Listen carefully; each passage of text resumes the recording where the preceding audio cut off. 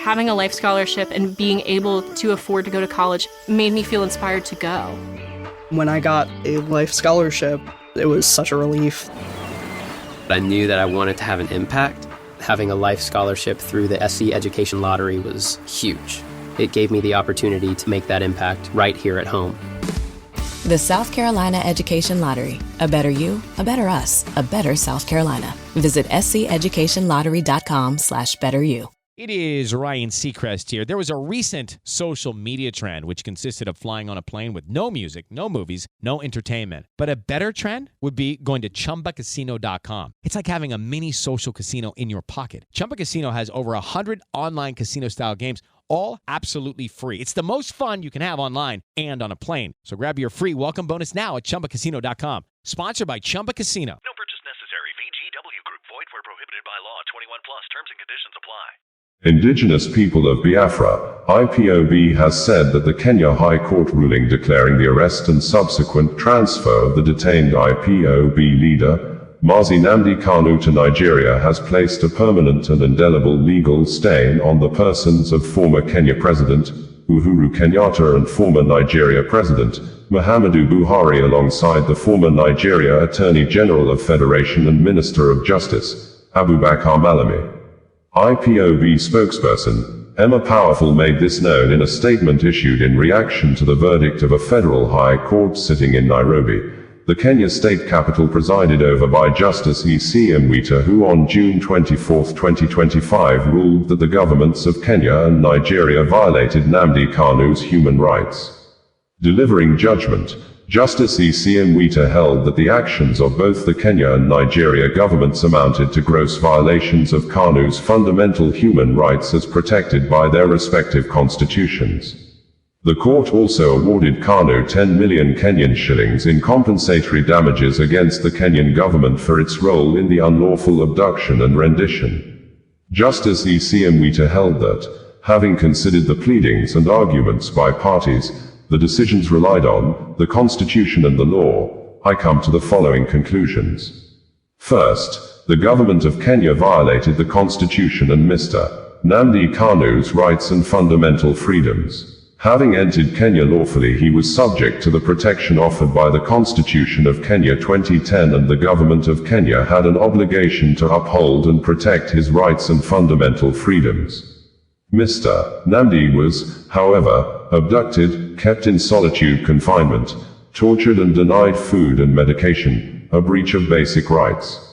He was chained, humiliated, ridiculed and held in contempt, and later forcibly removed from Kenya without following the law, in violation of his rights and fundamental freedoms, for which the government of Kenya is liable. Based on the above conclusions, the court makes the following declarations and orders it considers appropriate.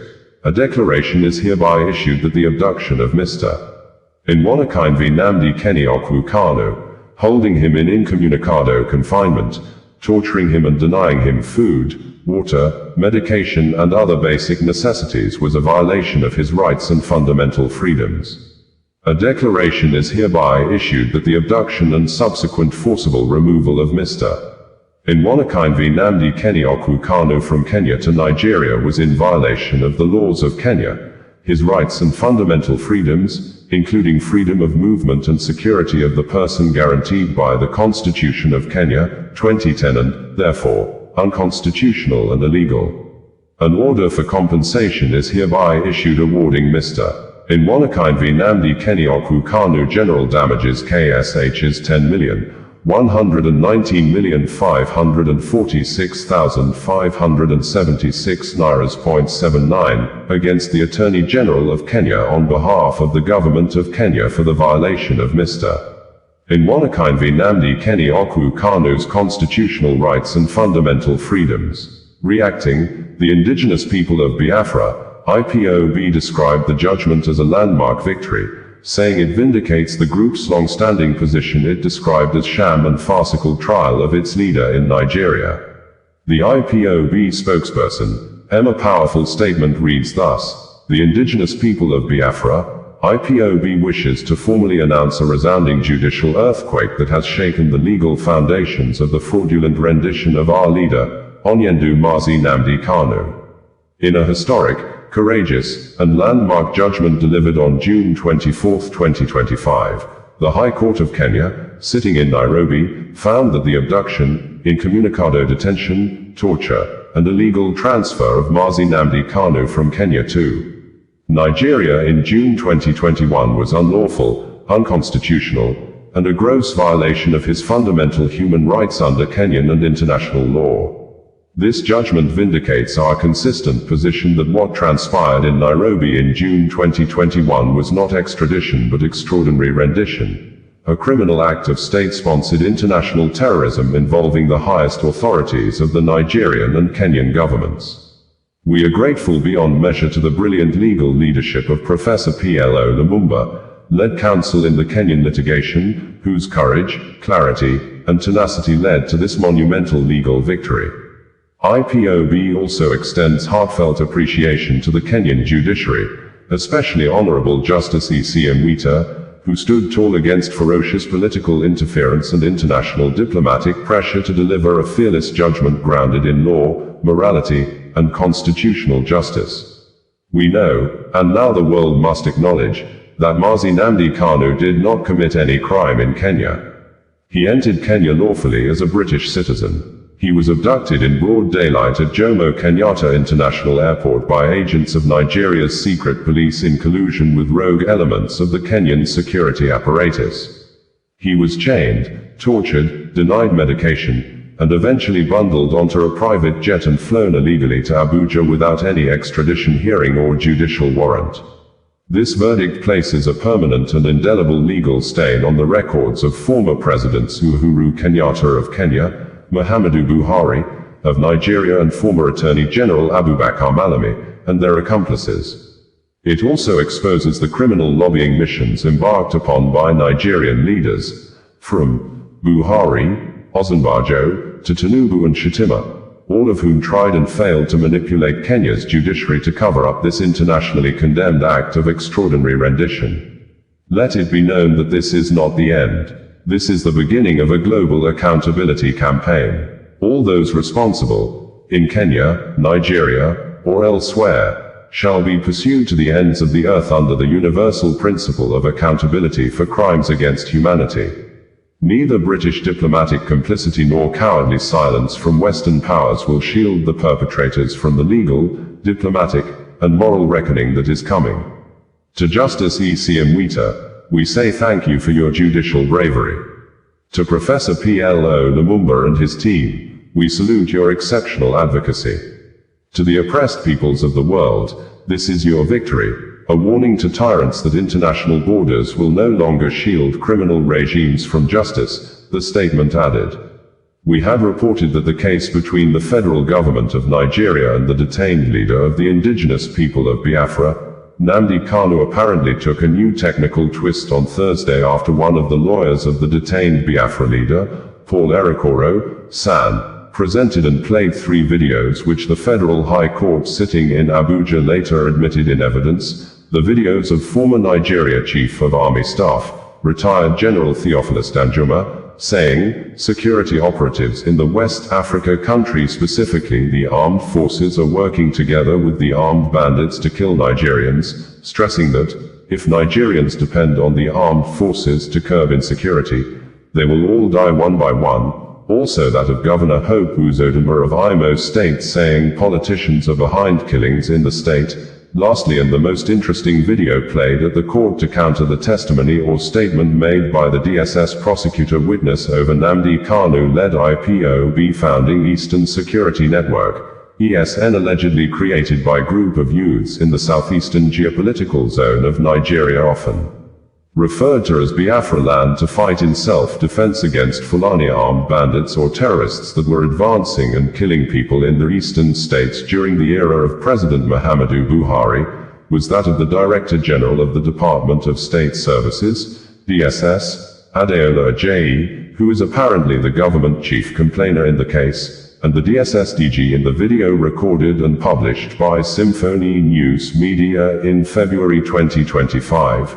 Narrated how youths at Azare community in Katagum local government area and Tafawa Balewa community of Tafawa Balewa local government area in Bauchi state, when the DSSDG was the State Director of State Security Services, SS, resorted to self-help and killed all Boko Haram terrorists that came to attack them without depending on the security operatives. According to the DSSDG, when Boko Haram terrorists invaded Azare community, they started shooting and killing people. Then, the youths went after the Boko Haram terrorists and killed all of them, even when one of the Boko Haram terrorists named Khalid climbed a tree and started firing gunshots from the tree towards the people who were on the lower ground. The Azare people resisted and went after him and subsequently killed him. Although the federal government prosecution witness identified as BBB, who is a DSS operative, stated that the ESN is an illegal organization because there is no approval of government given to the people of Southeast to establish such a self-help group to defend their land against terrorists, unlike a Motecan security network in the Southwest states that was approved and permitted by the government.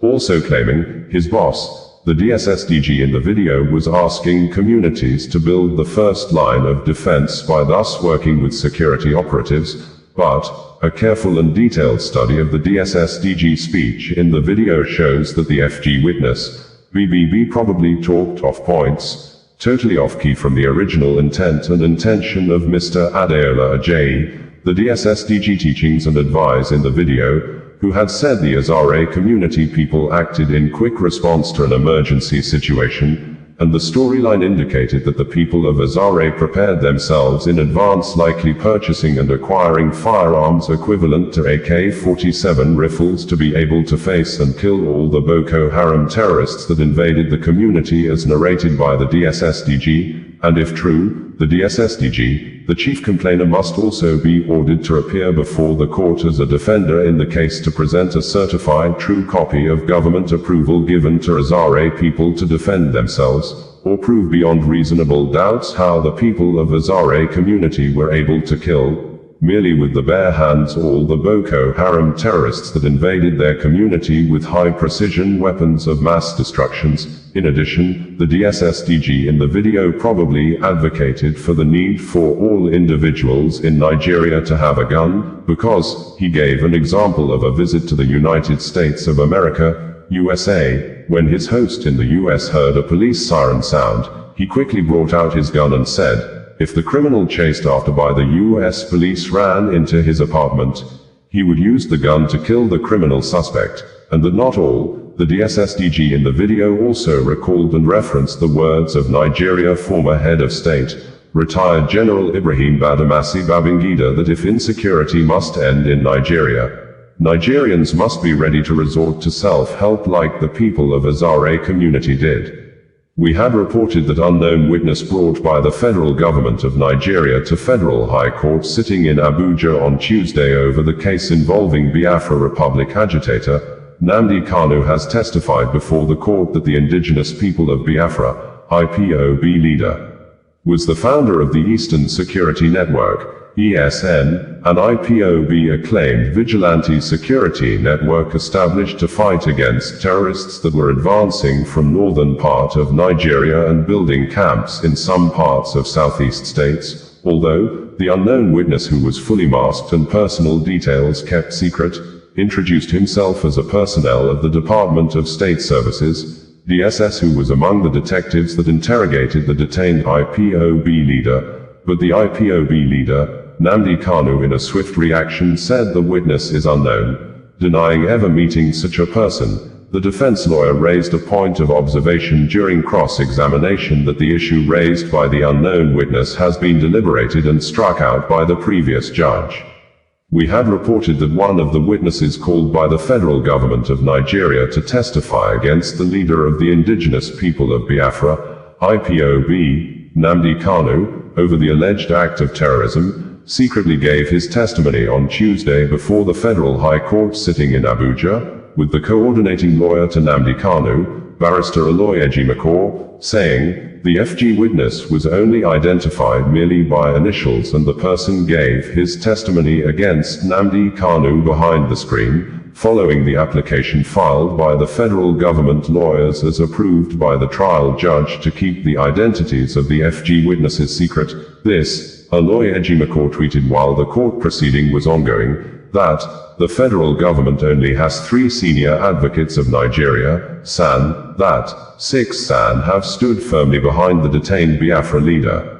We had reported that Justice James Omotosho, the new judge that took over the case of the detained Biafra agitation leader, Nnamdi Kanu, has accepted the apology tendered by Nnamdi Kanu through one of his lawyers, Barrister Kanu Agabi, a Cross River State-born former senator in the Nigeria National Assembly and 2-time Attorney General of the Federation and Minister of Justice under the then-President Olusegun Obasanjo, over the detained Biafra leader's outburst or manner he protested sequel to his rejection of the former judge, Justice Binta Nyako, when the case started afresh on Friday with the new judge, which Nnamdi Kanu pleaded not guilty to the 7 counts terrorism charges filed against him by the federal government.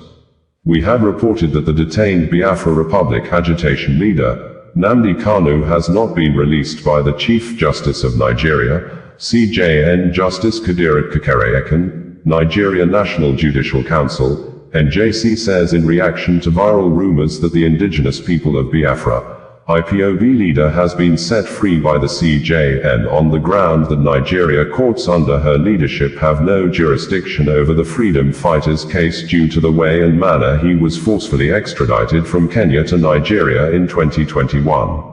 We had reported that the detained leader of the Indigenous People of Biafra, IPOB, Nnamdi Kanu, on Valentine's Day sent a message to the lovers, supporters of the Biafra Republic agitation and the general public that he would remain in detention until impartial and unbiased judge take over the case of alleged terrorism filed against him by the federal government of Nigeria, narrating how the judiciary has been biased against him since years of his detention.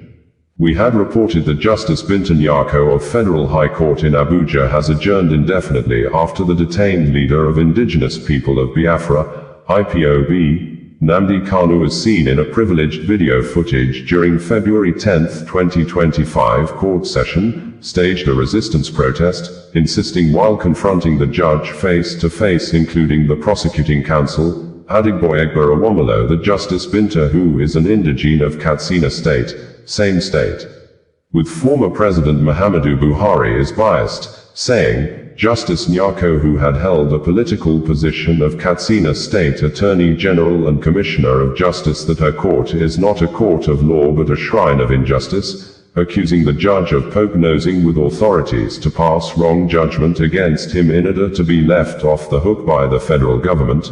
Her son, Abdulaziz Nyako, and her husband, retired Vice Admiral Murtala Nyako, who was once Chief of Naval Staff, Deputy Chief of Defense Staff, pioneer, former military governor of Niger State, 2 times governor of Adamawa State, who were impeached twice by Adamawa State House of Assembly for misconduct, one of the soldiers that fought against Biafra during Nigeria's civil war, a current member of the ruling All Progressives Congress, APC, who is facing corruption charges alongside his son in a criminal allegation filed before court of law since 2015 by the Economic and Financial Crimes Commission, EFCC, over alleged cases of abuse of office, criminal conspiracy, theft and money laundering.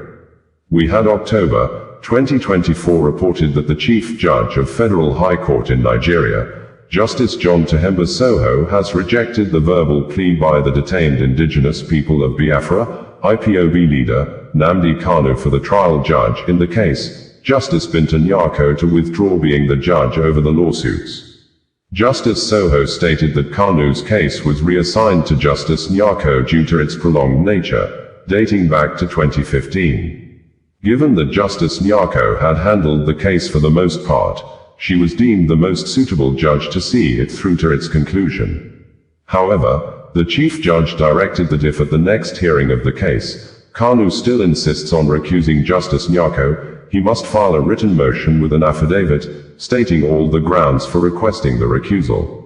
We had reported in September 2024 that Justice Binta Nyako of Federal High Court sitting in Abuja have withdrawn from the case of detained Biafra leader Nnamdi Kanu after the trial could not commence following the Biafra leader's personal confrontation with the judge for the 2nd time in the year. We had reported in May 2024 that, in a rare case in the history of legal proceedings in the world, Nnamdi Kanu, the detained leader of the Indigenous People of Biafra, IPOB, held himself at the Federal High Court sitting in Abuja and played the role of a lawyer with full energy and vibrant command of words. With fearless loud voice defended himself with face-to-face confrontation with the trial judge, Justice Bintan Yako, and the Federal Government Prosecution Counsel, Adigboyegba Awomolo. Kanu is being prosecuted by the federal government on a 7-count bordering on terrorism. Bringing you the news in a more digital way. Having a life scholarship and being able to afford to go to college made me feel inspired to go.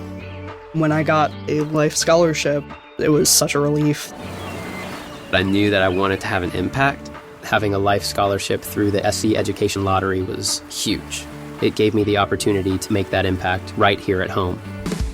The South Carolina Education Lottery. A better you, a better us, a better South Carolina. Visit sceducationlottery.com/betteryou. Riley Herbst from 2311 Racing here. And you know what grinds my gears? Waiting for coffee. But instead of counting frappes and lattes, I fire up Chumba Casino. No apps, no fuss, just fun social casino games to pass the time. By the time my coffee's ready, order for Riley. I've already taken a few victory laps. Next time you're stuck waiting, make it entertaining. Play for free at ChumbaCasino.com. Let's Chumba. Sponsored by Chumba Casino. No purchase necessary. VGW Group. Void where prohibited by law. 21 plus. Terms and conditions apply.